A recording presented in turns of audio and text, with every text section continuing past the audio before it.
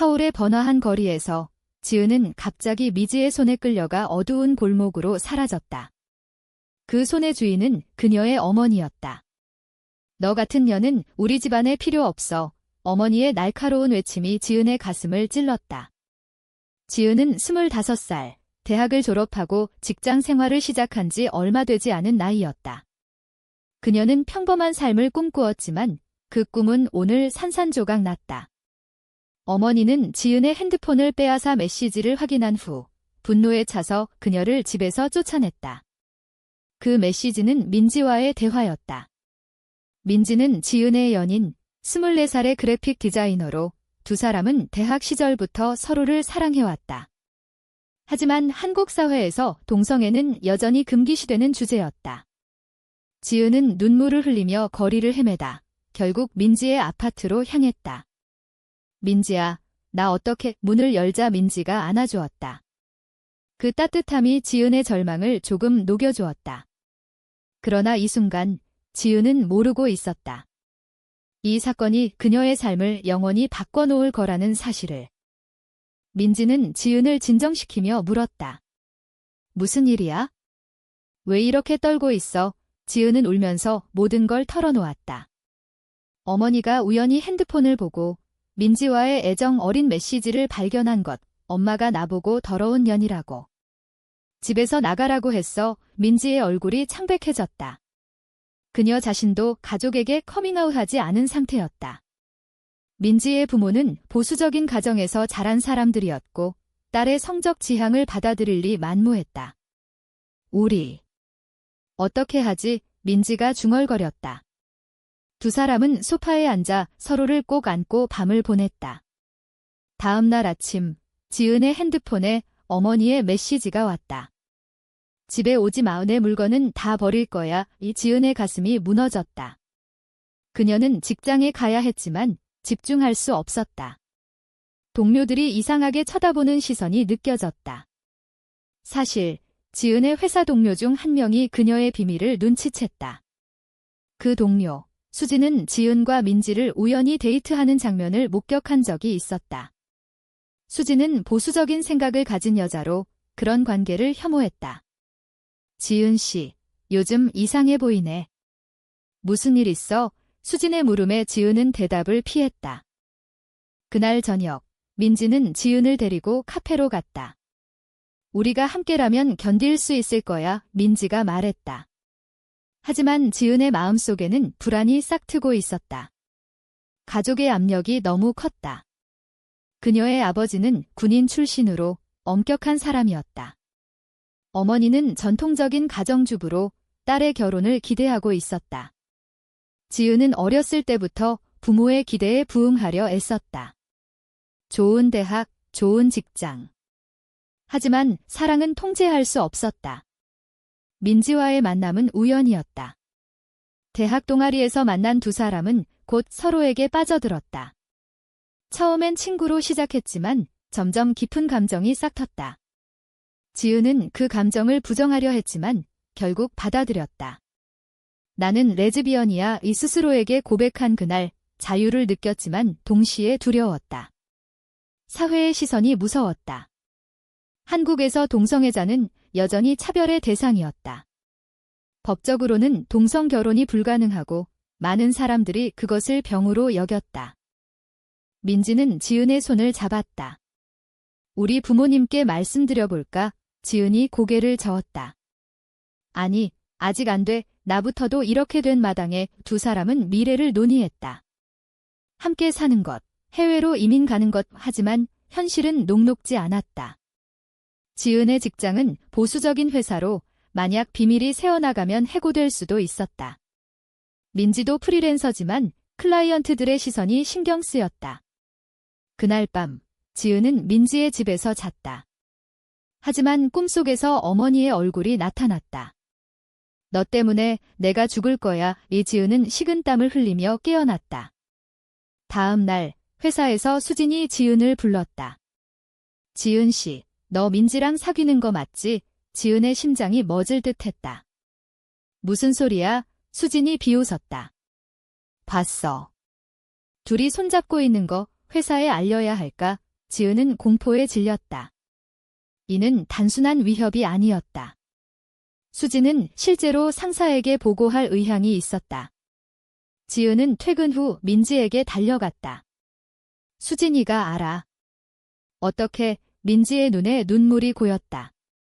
우리 헤어질까? 그 말에 지은의 세계가 무너졌다. 하지만 헤어짐은 선택지가 아니었다. 두 사람은 더 깊이 사랑했다. 지은은 어머니에게 전화를 걸었다. 엄마, 제발 들어줘. 어머니는 차갑게 대답했다. 너 같은 애는 내 딸이 아니야. 통화가 끊어졌다. 지은은 절망했다. 그날 저녁, 민지의 부모가 갑자기 방문했다. 민지가 깜짝 놀랐다. 엄마, 아빠, 왜 갑자기? 부모님은 심각한 표정이었다. 민지야, 너 지은이랑 무슨 관계야? 누군가 부모님에게 제보한 모양이었다. 아마 수진의 지실 터였다. 민지의 어머니가 울었다. 어떻게 그런 부끄러운 짓을? 민지는 변명하려 했지만 부모님은 듣지 않았다. 집에서 나가. 민지도 쫓겨났다. 두 사람은 이제 길거리로 내몰렸다. 호텔에서 하룻밤을 보내며 미래를 고민했다. 우리 해외로 갈까? 지은이 제안했다. 하지만 돈이 없었다. 지은의 통장은 부모가 관리하고 있었다. 민지도 마찬가지였다. 압력이 점점 커졌다. 서울의 밤거리는 차가웠다. 지은과 민지는 작은 모텔에서 서로를 안고 잠을 청했다. 하지만 잠은 오지 않았다. 지은의 머릿속에는 가족의 얼굴이 맴돌았다. 왜 나만 이렇게? 그녀는 속으로 중얼거렸다. 다음 날, 지은은 회사에 출근했다. 수진의 시선이 느껴졌다. 상사가 지은을 불렀다. 지은 씨, 요즘 소문이 안 좋아. 개인 생활이지만 회사 이미지에 영향 줄 수 있어. 지은은 변명할 수 없었다. 그녀는 퇴사 압력을 느꼈다. 민지도 클라이언트로부터 연락이 왔다. 민지 씨, 당신에 대한 소문 들었어. 계약 취소할게. 두 사람은 생계마저 위협받았다. 지은은 친구들에게 도움을 청했다. 하지만 대부분의 친구들은 피했다. 미안, 나도 가족이 있어서. 한 친구의 말이었다. 사회의 정상이란 틀 속에서 그들은 이단자였다. 민지는 지은을 데리고 상담소를 찾았다. LGBT 지원센터였다. 그곳 상담사는 친절했다. 많은 사람들이 당신들처럼 고통받아요. 천천히 해결해요. 하지만 현실은 달랐다. 지은의 어머니가 다시 연락했다. 병원 가서 치료받아. 그게 내 병이야. 지은은 화가 났다. 이건 병이 아니에요. 어머니는 너 때문에 아빠가 쓰러지셨어. 라고 말했다. 지은의 아버지가 스트레스로 입원했다는 소식이었다. 지은은 죄책감에 사로잡혔다. 내 탓인가? 그녀는 민지에게 물었다. 민지는 아니야. 우리 사랑이 잘못된 게 아니야. 라고 대답했지만 자신도 흔들렸다. 민지의 부모는 그녀를 정신과에 데려가려 했다. 치료받으면 정상으로 돌아올 수 있어. 부모의 말에 민지는 도망쳤다. 두 사람은 임시로 작은 원룸을 빌렸다. 돈은 지은의 비상금으로 충당했다. 하지만 압력은 계속되었다. 지은의 동생이 연락했다. 언니, 집에 와. 엄마가 울고 계셔. 지은은 동생을 사랑했지만 갈 수 없었다. 미안해. 그녀는 눈물을 흘렸다. 민지도 비슷한 상황이었다. 그녀의 오빠가 찾아왔다. 민지야, 내가 왜 그래? 가족 망신이야. 오빠는 민지를 때리려 했다. 지은이 막아섰다. 그만해. 오빠는 화를 내며 떠났다. 두 사람은 이제 가족과의 전쟁을 치르고 있었다. 사회의 시선도 만만치 않았다. 거리에서 손을 잡으면 사람들이 쳐다봤다. 저런 애들 속삭임이 들렸다. 지은은 우울증에 빠졌다. 밤마다 악몽을 꾸었다. 민지가 다른 남자와 결혼하는 꿈. 민지는 지은을 위해 노력했다. 우리 커밍아웃 하자. 공개적으로 하지만 지은은 두려웠다. 그럼 더 힘들어질 거야. 논쟁이 시작되었다. 민지는 적극적이었고 지은은 소극적이었다. 이 차이가 갈등을 불렀다. 너는 나만큼 사랑하지 않는 거야. 민지가 소리쳤다. 지은은 아니야. 그냥 무서워라고 대답했다. 관계에 금이 가기 시작했다. 지은의 어머니가 병원에 입원했다. 스트레스로 인한 우울증이었다. 지은은 병원으로 달려갔다. 엄마의 어머니는 지은을 보자 울었다. 너 때문에 지은은 죄책감을 느꼈다. 미안해, 엄마. 하지만 나 민지 사랑해. 어머니는 그만해. 그 애 버려라고 말했다. 지은은 선택의 기로에 섰다. 병원에서 돌아온 지은은 민지에게 말했다. 우리 잠시 떨어져 있을까? 민지는 충격받았다. 왜? 가족 때문에. 지은은 고개를 끄덕였다. 엄마가 아프셔. 민지는 배신감을 느꼈다. 너 가족만 생각하는 거야? 나도 가족 잃었어. 싸움이 벌어졌다. 민지는 집을 나갔다. 지은은 혼자 남아 후회했다. 다음 날 민지가 돌아왔다. 미안해. 우리 함께 이겨내자. 이 두 사람은 화해했다. 하지만 상처는 남았다. 지은의 회사에서 해고 통보가 왔다. 개인 사정으로 이유였다. 수진의 제보 때문이었다. 지은은 실직자가 되었다. 민지도 일거리가 줄었다. 경제적 압력이 더해졌다. 어떻게? 지은이 울었다. 민지는 내가 더 열심히 할게 라고 말했다. 시간이 흘렀다. 두 사람은 생계를 위해 아르바이트를 했다. 카페에서 일하며 서로를 지탱했다. 하지만 가족의 압력은 여전했다. 지은의 아버지가 퇴원 후 지은을 찾아왔다. 집으로 돌아와. 민지 그 애 끊어라. 지은은 아빠, 제발 이해해주세요 라고 애원했다. 아버지는 직원 도덕적으로 잘못된 거야 라고 말했다. 지은은 아버지의 말을 듣고 내적 갈등에 빠졌다. 정말 잘못된 걸까? 그녀는 종교 서적을 읽기 시작했다. 한국의 기독교 문화에서 동성애는 죄였다. 지은은 교회에 갔다. 목사가 회개하라라고 말했다. 지은은 혼란스러웠다. 민지에게 말하지 않고 교회를 다녔다. 민지는 지은의 변화를 느꼈다. 요즘 왜 그래? 지은은 아무것도 아니야 라고 피했다. 비밀이 생겼다. 지은은 교회에서 만난 여자와 이야기했다. 그 여자, 혜리는 과거 레즈비언이었지만 치료받아 이성애자가 되었다고 했다. 너도 할 수 있어. 혜린의 말에 지은은 유혹되었다. 가족을 되찾고 싶었다. 지은은 민지에게 거짓말을 했다. 오늘 늦게 올게. 교회 모임에 갔다. 민지는 의심했다. 지은의 핸드폰을 몰래 봤다. 교회 메시지를 발견했다. 배신이야. 민지가 소리쳤다. 지은이 돌아오자 대면했다. 너 나 버리려는 거야. 지은은 울었다. 아니야. 그냥 고민이야. 갈등이 폭발했다. 민지는 너 가족 선택하는 거면 나 갈게 라고 말했다. 지은은 기다려 라고 붙잡았지만 민지는 떠났다. 지은은 혼자 남아 후회했다. 다음 날 민지의 소식을 들었다. 민지가 부모 집으로 돌아갔다. 부모가 치료를 강요하고 있었다. 지은은 달려갔다. 민지의 집 앞에서 기다렸다. 민지가 나왔다. 지은아, 가지마. 하지만 부모가 막아섰다. 너 같은 년이 우리 딸 망쳤어. 지은은 쫓겨났다. 그녀는 절망했다. 교회로 갔다. 혜린에게 상담했다. 민지를 잊을 수 있을까? 혜린은 시간이 필요해 라고 말했다. 지은은 치료 프로그램에 등록했다. 프로그램은 혹독했다. 심리 상담과 기도. 지은은 동성애가 죄라는 말을 반복 들었다. 내적 갈등이 깊어졌다. 민지를 사랑하는 게 잘못인가? 밤마다 민지를 생각했다. 민지는 부모 집에서 갇혀 있었다. 부모가 핸드폰을 빼앗고 외출을 금지했다. 민지는 탈출을 계획했다. 지은에게 메시지를 보냈다.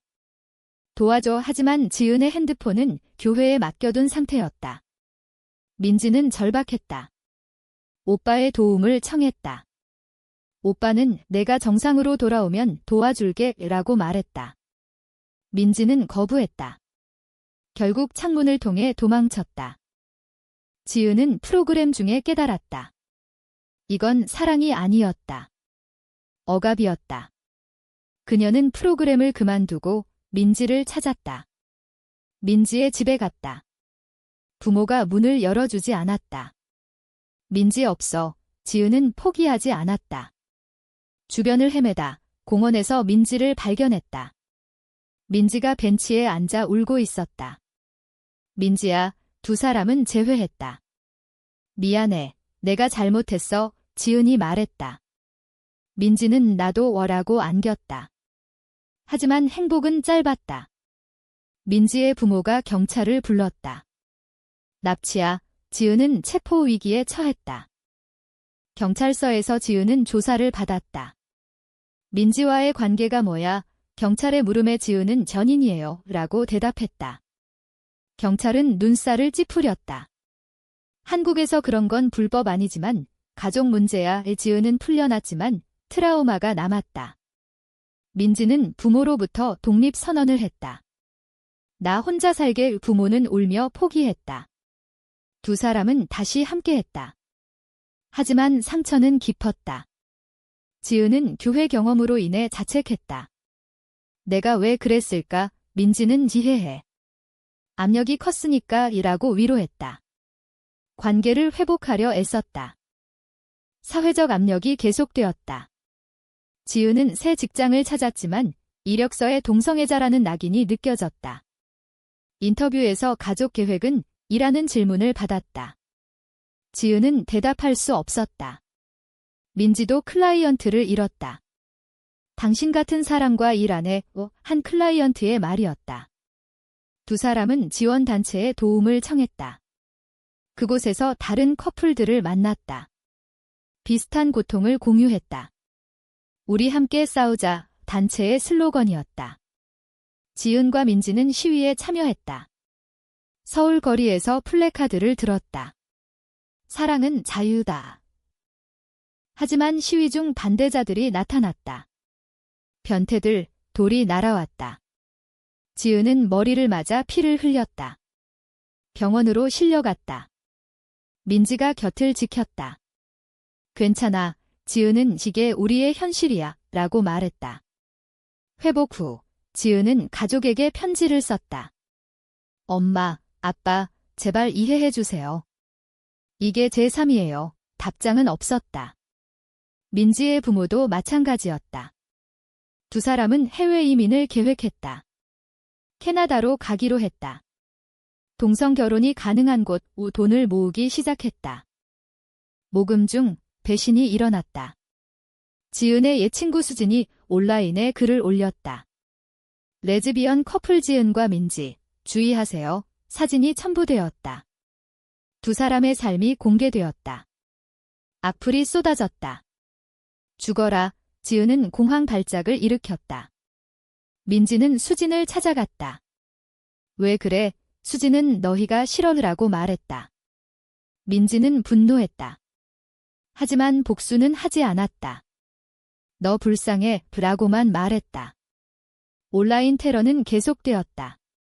두 사람은 집을 옮겼다. 하지만 추적자들이 나타났다.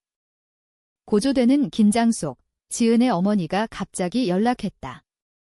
만나자. 카페에서 만났다. 어머니는 울었다. 너 때문에 나 아팠어. 하지만 내가 행복하면 지은은 놀랐다. 엄마, 어머니는 시간이 필요했어. 미안해. 화해의 순간이었다. 하지만 아버지는 여전했다. 엄마 혼자야. 지은은 희망을 느꼈다. 민지의 부모도 서서히 변했다. 오빠가 중재했다. 민지 행복이 중요해. 가족의 변화가 시작되었다. 이민 준비가 마무리되었다. 지은과 민지는 공항으로 향했다. 하지만 마지막 순간 지은의 아버지가 나타났다. 가지마, 지은은 자빠. 제발, 아버지는 내 선택 존중할게. 하지만 가슴 아파 지은은 울었다. 사랑해, 아빠. 민지의 가족도 배웅 왔다. 조심이가 두 사람은 비행기에 올랐다. 새로운 삶이 기다리고 있었다. 캐나다에서 동성 결혼을 했다. 행복했다. 하지만 한국에서의 상처는 남았다. 지은은 일기를 썼다. 사랑의 대가는 컸다. 하지만 후회하지 않아. 몇 년 후, 두 사람은 한국으로 돌아왔다. 사회가 조금 변했다.